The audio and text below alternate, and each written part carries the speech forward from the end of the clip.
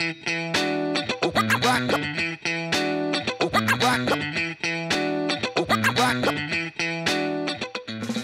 listening to the Getting Social podcast, a keep it real type podcast where we discuss entrepreneurship, marketing, and all kinds of social topics. Hello, everyone, and welcome to the Getting Social podcast. I am your host, Jeff Policard, and this is episode number 26. It's sure hard to start, but it's even harder to continue. How many times have you started something but did not finish? I think it's safe to say that most of us have done that. It's not that big of a deal really unless you make it a habit, just like most things, right? In this episode, I have the honor and thrill to have Elijah Pasquet on the show. He is a super talented guy with badass acting and photography skills, great father, husband, and friend, a so-so basketball player. His dad is a living music legend, which helps explain his talents. We actually have a lot in common, except for his six-pack. I have about 5 more to catch up to him. Elijah might be the very reason why I'm here today talking to you all on this podcast. He introduced me to podcasting when he told me about Stitcher, a podcast distribution platform. I started listening to podcasts and became a huge fan. It then led me to start my own podcast, obviously. In this episode, we talk fitness, resiliency, discipline, and how we can keep pushing our boundaries to be better. If personal development is something that is of interest to you, then I encourage you to listen to this episode. Without further ado, it's time to get social. All right, Elijah. Well, first of all, as usual, I want to thank you for taking the time to be a part of the Getting Social podcast. We've been friends for a long time.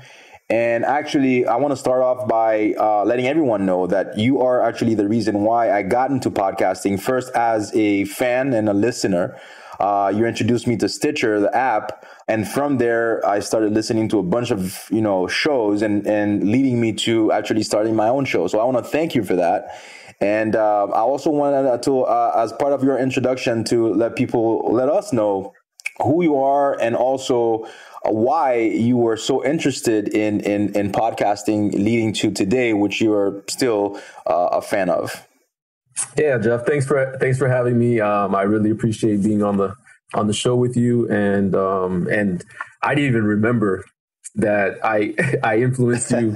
So I feel humbled that I was able to help you, because I believe it's just it's been such a great addition to my life.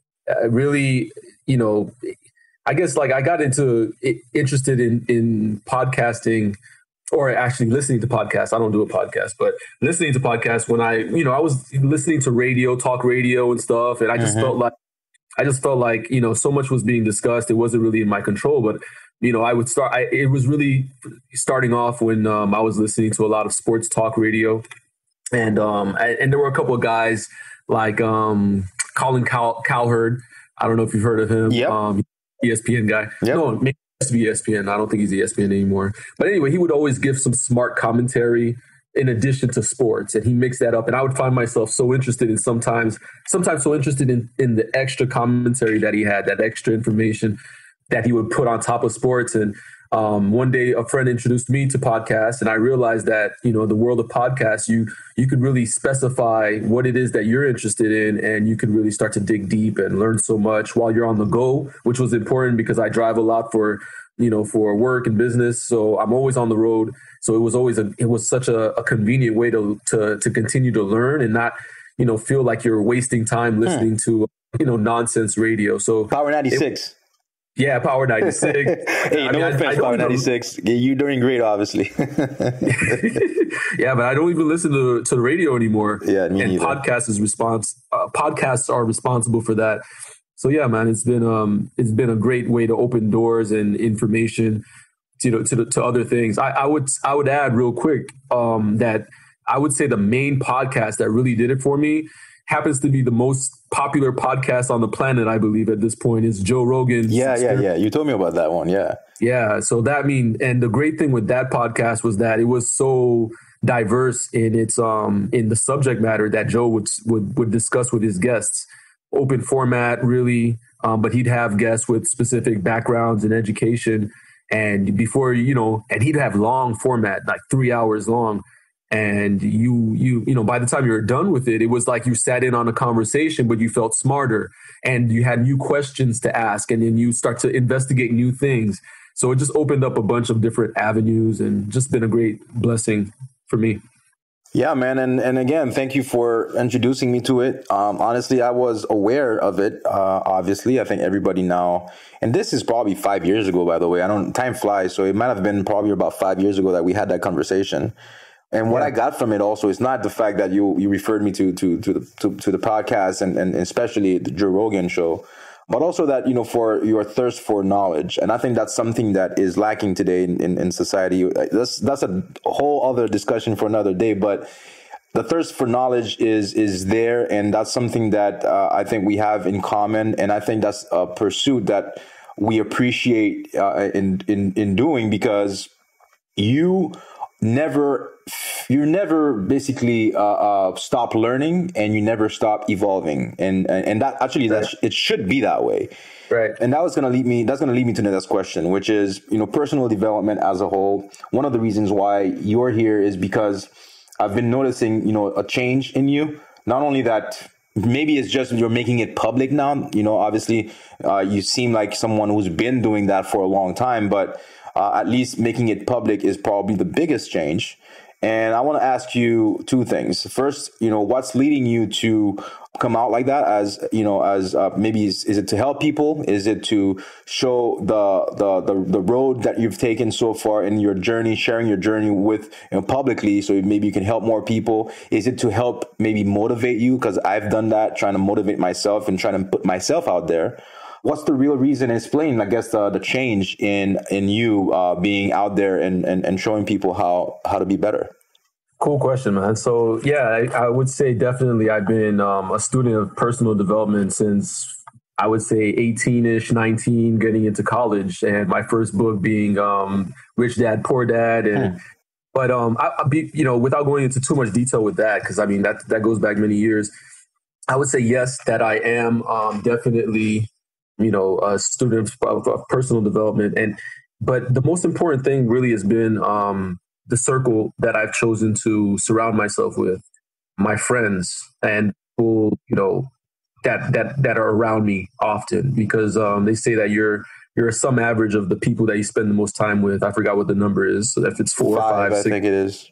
So, from the very beginning, I had some of my closest friends have been people who seek knowledge, people who question things, and who are pushing themselves, most importantly. So, most recently, I would say about 2 to 3 months ago, two of my very close friends and I, for whatever reason, I don't even remember exactly how this all started, but we decided to join each other on a accountability morning call. So, what we do is every morning at 6:15, Monday through Friday, we actually get on a phone call together, and we kind of discuss what we're up to, what projects we're working on, and what we're trying to accomplish in the near and not so near future. And it sounds weird, but it has been a game changer for me. When we started doing it, I remember having the conversation with my friend Andrew, and we were talking about social media, and I've had an itch to express myself on social media a lot more than I have. And I've always let things, slow me down, not knowing what to talk about, content, and overthinking it, but I've always wanted to, just as a personal thing, I've always wanted to just express myself. And I just feel like I've gone through some experiences, I've learned some things, and I have some knowledge that would benefit other people. So I've always wanted to do it. And in that conversation with him, he was like, well, why don't you do it? And I was like, man, I don't know. I don't want to come off unprofessional or, waste people's time. I don't really know what I'd talk about. And I just had a lot of self-doubt. And he said something to me that made me feel a lot better, which was, look at your social media like it's your house, like your home, like, that page there, your page on Instagram, for example, that's your home base. People come through to your house, they look around, they see what you got, and then they leave. And the people that are supposed to be there should be there, will be there. And the people that, you're not attracting because they're not your audience based on what it is that's interesting to you or what you have to offer, those people will go. So he said, go ahead and just, be yourself and wear it out there, and people will like you for you. And just do it, And so one of the things that that made it easy to transition into starting to do this, I'm no expert. I'm a pilgrim in this process, But one of the things that gave me comfort to transition into was, that I'm naturally into health and fitness. Just because, it's just a philosophy of mine at this point. I don't do it. I don't think about it too much. It's just something I've consistently done. So I just started recording my morning workouts, and that started to open up a comfort level for me to just begin to document my day and my journey, and during that process, I've realized that people have noticed it and have reached out. Some people for some guidance, and some people just for encouragement. But it kind of fuels me a little bit to continue to do it. So. Yeah, I mean, that's where it came from. My friends kind of pushed me into that space. We every morning we wake up knowing that we have to wake up at that time. By the way, that we have to get on that call is such an accountability measure for me that helps. That sometimes on the days I want to slack, I'm like, oh crap, this call is coming up. I gotta get, because it's like you start getting competitive with the guys. It's like, yeah, you miss the call. It's like, yo, this dude's slacking. What happened to you, man? Oh, sleep was too good, huh? All right. The sleep was more important than your success. I get it. Like these little jabs. So it's been a blessing, and we're enjoying that journey. Man, a couple of things stood out here. I love the analogy of the Instagram as your house. Your Instagram account as your house. I've used that analogy coincidentally, actually, and with websites a lot. Like basically, the way I use it is people that build websites often they expect that people will come to the website. They feel like you build a website, people come to the website. That doesn't work like that, obviously. But also, they want people to come to the website before it's actually finished. So the analogy that I use is like, think of your website like a new home that you're buying. You're buying the home, obviously to your liking, and then you don't have your housewarming party the day you close on the home. You buy it. You do it after you've painted the walls, put up some furniture, done some landscaping or whatever, and even do some catering and the last minute preparations to invite people, and then they come in because you want to have a good great first impression. So I've used that in this sense, and also in the fact that you have to invite people to come to your website. On your home also, people are not gonna guess that Elijah lives on 112 55th Street or whatever it is. You're gonna have to tell them. So it's the same thing, right? But I've never really used that analogy on about Instagram, and I think it's the same, and it still applies, and probably even more accurately, because you can literally just almost like drive around and pick a home to go and look into. And that's what Instagram kind of like sounds to me from how you're describing it. So that's something I'm going to use for sure. Yeah, and another thing, just to throw in there that also helped bring a lot of comfort was Instagram stories, because he was like, "Listen, go ahead, just record. Start with we both challenged ourselves to make one post a day, and we started off with Instagram stories because he was like, dude, listen, even if you completely look like a jackass, it's gone in 24 hours. It's gone. So." Don't worry about making a fatal error that's going to haunt you for a long period of time. I mean, literally 24 hours and it's gone. And that was really cool because a lot of times when you're going to film yourself, get on video or whatever, you just really want to not look like a dummy. Yeah. So you're your own worst critic in actuality. Yeah, that is for sure. And speaking of the stories. So here's an idea for you, maybe unless you've probably done it before or at least thought of it. how about you share because I've seen some of it on your Instagram. How about you how about you do your Instagram live workout on a daily basis and have people join you do it? I've thought of that, man. Yeah. You've done that before? Like doing it live on Instagram? I haven't done it live. No, I haven't done it live. But I've thought about doing it. And it's it might be in the future. It's just weird, man. Like, people for things like that is like, it's one of those things that you see your horizons expanding, as you do, things happen, like I didn't get into it to be like a fitness instructor or a fitness guru or anything like that, but it is a core part of my life. So I think that, it will kind of grow into that and maybe sooner than later. I think honestly, the fact that you're not a professional, a physical trainer or anything like that might actually help. It's just I think people look for different things sometimes because you walk the walk. You talk the talk, you walk the walk. That's basically it. That's it.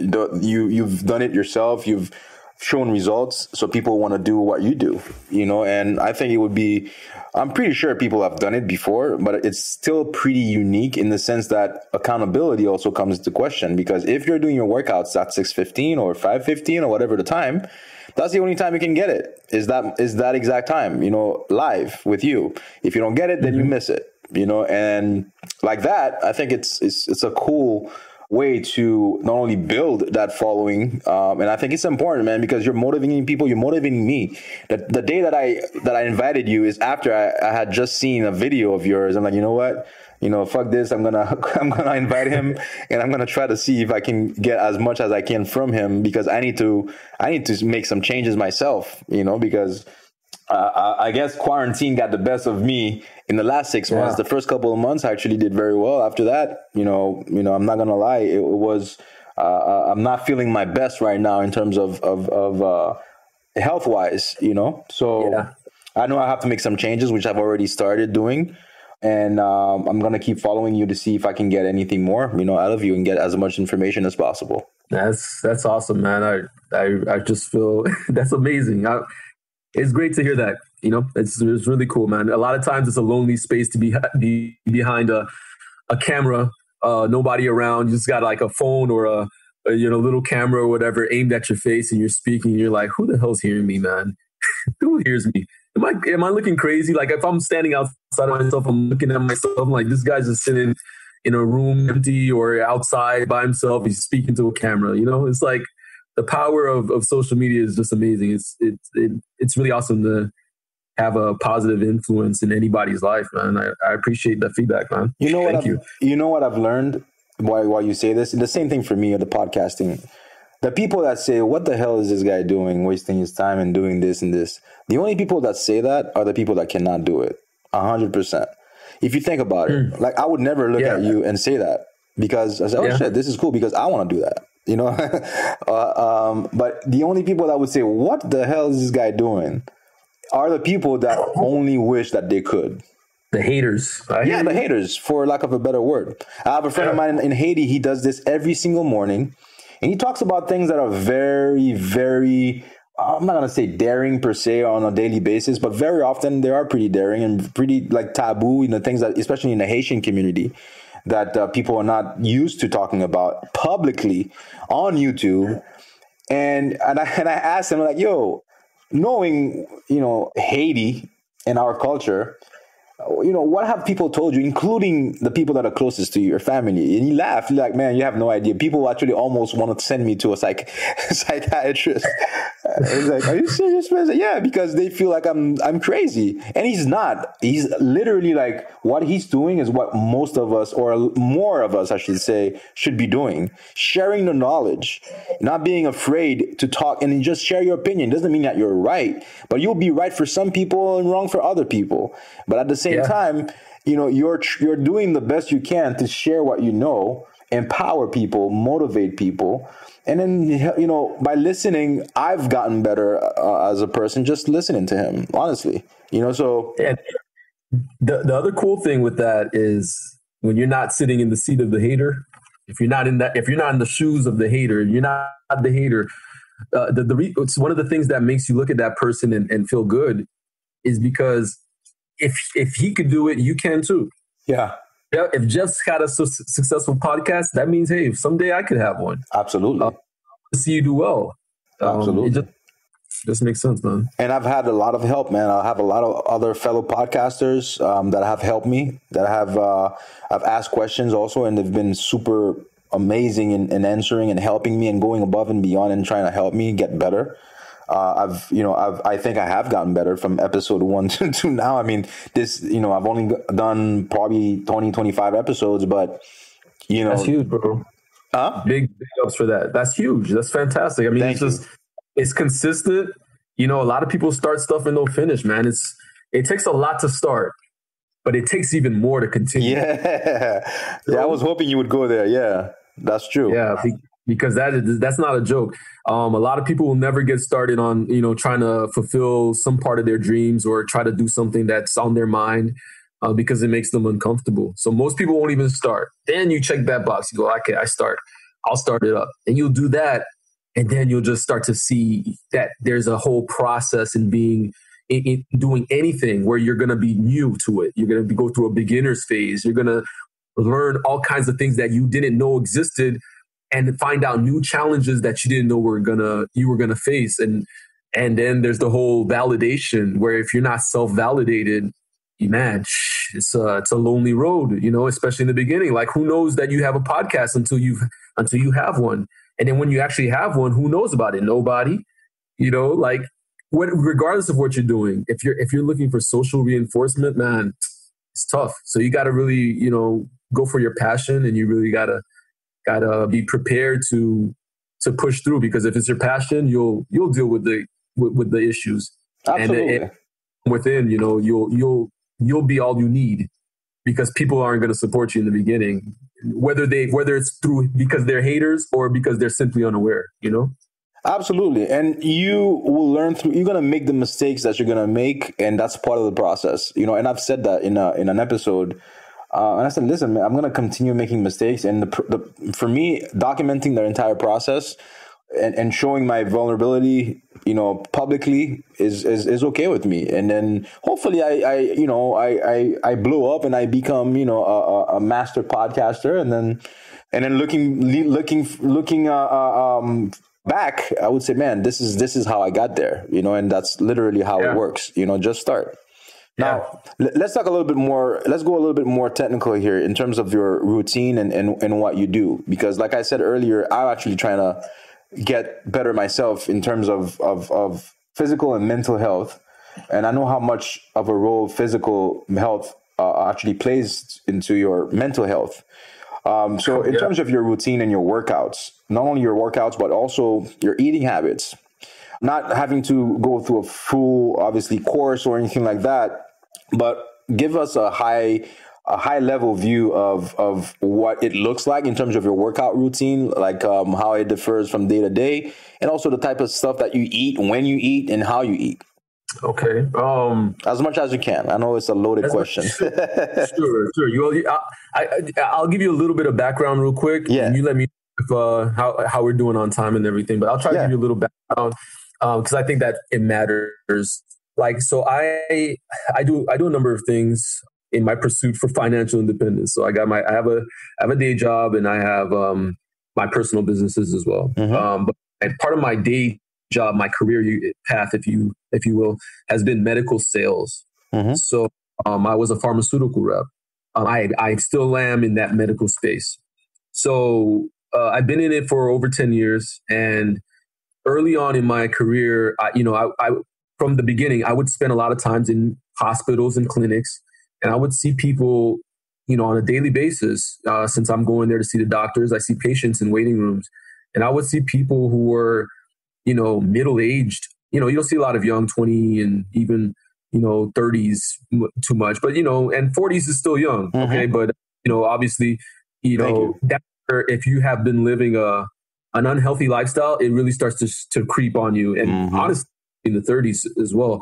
I mean, as I stand here today, I'm 38 years old, which is like, whoa, when did that happen? Mm-hmm. But I found, and I see my peers, and it's crazy because as I look at my peers, I'm like, man, I get upset sometimes mentally with people. I'm like, come on, man. Because you're looking at people and it's almost like a reflection of you. It's like, it's relativity. And you look at these people who are aging with you and you're like, you continue to feel young. Like, I feel good. I feel young. But sometimes, when you're concerned about time passing and you're just like, wow, time is passing, man. I want to stay young and vibrant. You look at some folks and they'll make you feel old because you're like, come on, man.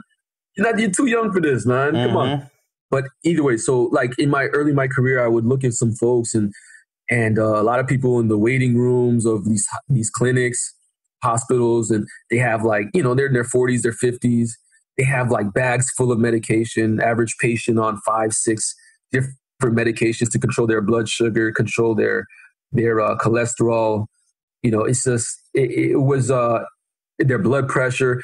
It was almost like, a glimpse into the future that, we're not machines. We don't last forever. We're finite beings.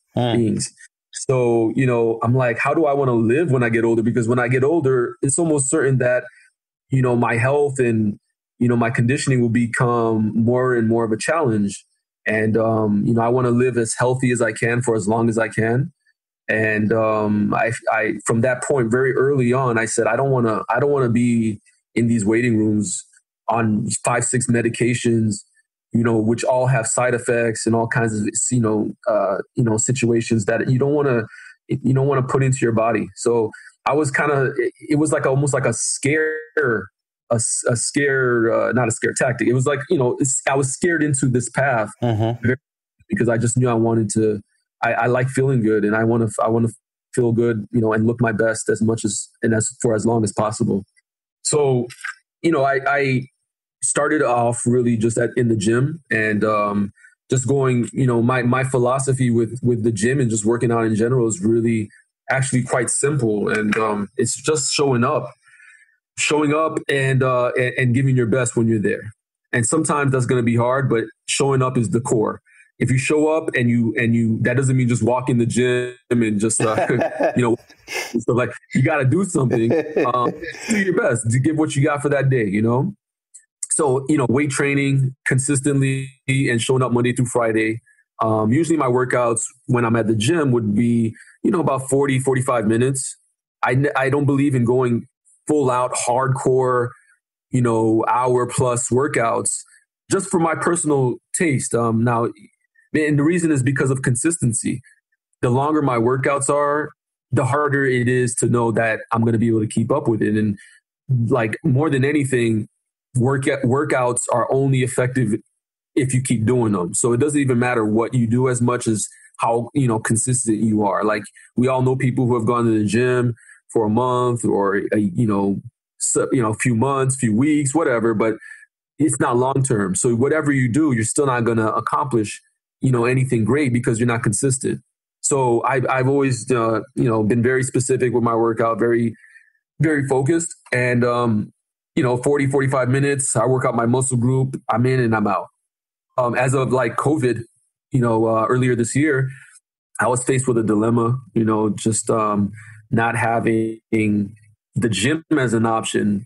That was my personal choice because I didn't want to introduce anything into my household, and take any unnecessary risks and catch that in, So, and it made it easy in the beginning because there was such a scare. Everything was locked down. So once everything was shut down, I closed my gym membership. And I was guilty of like not really doing too much for the first week or so. Then I said, all right, I can't just do nothing. So I started busting out push-ups. Just a friend of mine who's not on the morning calls with me right now, but he should be if you're listening. So we would start off by challenging ourselves to do push-ups, a certain amount of push-ups every day. So we did that, and but after a while that got old, but it did keep me in the game. So I didn't completely fall off, and then eventually I kind of got bored of it.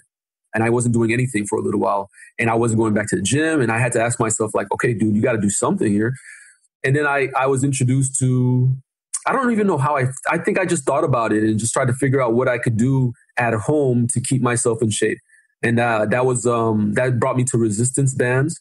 And I got a couple of other tools that I accompany that with when I do my workouts in the morning. And my philosophy, what I do when I'm working out with bands is I'm thinking as if my mindset is as if I'm at the gym, and I'm thinking of the exercises I used to do at the gym. And I just say, how can I get that done with resistance bands? And for the most part, it's been pretty good. It's an evolving science, if you will, for me. I'm learning. It's trial and error every time I go out there, and trying to add additional workouts and things to just kind of keep it interesting and productive. So that's what I do. It's been really helpful. It's helped me save a lot of time, and it's helped me be consistent in this time. Will I go back to the gym? I absolutely will, when I feel like it's safe. But at the end of the day, working out is not about where you go. It really is about showing up. I've seen some folks who, I've been friends with some people who've asked me for some advice before, and they're a little out of shape, and they want to get, into better shape, but they don't have, their time schedule is not allowing for certain things, and they're not where I am, and that's understandable. So I told them, like, even if you just power walked, to drop some weight and to trim up, and then, if you did it regularly, believe it or not, you would be doing a lot better than your friend who's going to CrossFit, but it's going to be done in a month, or in a few weeks. Mm-hmm. So, just do something that you can consistently do, and it will be better than what you were doing before, which was maybe nothing. Mm-hmm. Something better than nothing, but it has to be consistent. So that's like my philosophy, man. Just show up. Just show up. I don't think it can be any more simple than that. And I've heard you say it. Just show up, and do it and start doing it, and then you will develop the consistency and the habit. For me, it's when I get into that zone, it's hard for me to stop. And one of the best analogies that I've heard, and I think is from the book called Compound Effect, is the train analogy. Is it's very hard for a train to start moving, but once it does, it's also very hard to make it stop. Right. And that's to me for almost everything. So it does take a little bit of effort, or maybe a lot of effort, to start. And then once you do, everything else becomes a little bit easier because it becomes part of who you are. My morning routine is important to me too. I try the best that I can to be consistent. I haven't been this year. I've had, moments where a good month, and then that's it. And then, but anyway, I want to thank you, man, for being on the show. I'm definitely encouraging you and challenging you to do like a live morning session. I would probably join and encourage people to join, because I think you don't want to be the one that shows up once, and then never shows up again, or once in a while. Then it shows, publicly that you don't have what it takes to be consistent and really do that part of the routine, because it is tough. And it has been proven also that high performers do that, and that's what really makes them able to perform at such a high level, because it does impact everything, not only your body, but your mind, your soul, everything. And you become more aware of everything around you. Your mood is improved, better for your family, better for your career, better for yourself, friends, relationships, your confidence, everything. Yeah, everything. So it's such a big part of development, and yeah, man, and I commend you for that, for keeping up for that long. You've always been in tip-top shape, and you can tell also in your mind has always been sharp, and it's not a coincidence. Thank you, man. Thank you. Yeah, it's all about consistent growth, man. Mm-hmm. If you're not when you're dying, that's what they say. I feel that. I feel that if I'm not working on something or trying to improve myself, like, I don't feel good when I see myself sliding backwards. So, I love when I throw my clothes on, that they fit well and mm-hmm. they look good. Look in the mirror, you got the confidence, you go out and, it's really good to feel good about yourself, especially when you're trying to accomplish things, big things, and trying to push your boundaries and stuff. It's just great, man. So I appreciate you having me as well. I appreciate that you're part of the same journey. We're part of the same journey. We're all finding ourselves. We're trying to give the best part of ourselves to the world and trying to push our limits, and be as the best versions of ourselves as possible. That's all it is. That's all it is. That's all the answers. Few people do, but if your philosophy is self-improvement and constant growth, you're gonna be okay. As long as you show up, though, you gotta show up. You gotta show up. That's exactly, again, bringing it back to showing up. But if we want to reach out to you, if anybody needs any type of advice or they want to follow you so they can see what you do, what's the best way to get a hold of you? Yeah, sure.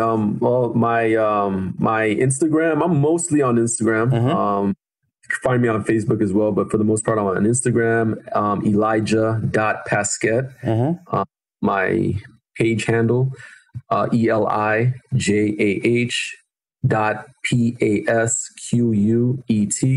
And I would appreciate anybody reaching out to me. Again, this conversation that we've had today has been eye-opening, just in terms of my influence, my ability to positively influence you in some way. Absolutely. And it made me feel great. So if anybody has any questions, I would love to talk to them, and I would love them to follow my journey. Just it's very flattering and at the same time, I feel very humbled to be able to post something that I'm doing. And again, in the beginning, my mindset was like, who wants to see this, or who cares? Who cares? But the right people care. The people who are on the path will care. Exactly. That's it. You can't please everyone. They'll find another page that speaks to them and what they're looking for. Yep. You can't please everyone. So you're going to have those, people that, and nothing wrong with them either. It's just like, it's not them, so it is what it is. Yeah. You're in marketing. So, every product has its market. Exactly. Right. No one product says, I want to help everybody.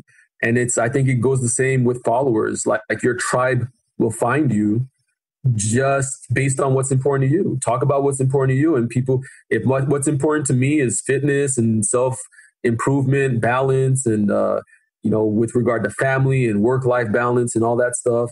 If that's what's important to me, and I talk about that, then the people who that's important to as well will gravitate to me, and that goes for everybody. So.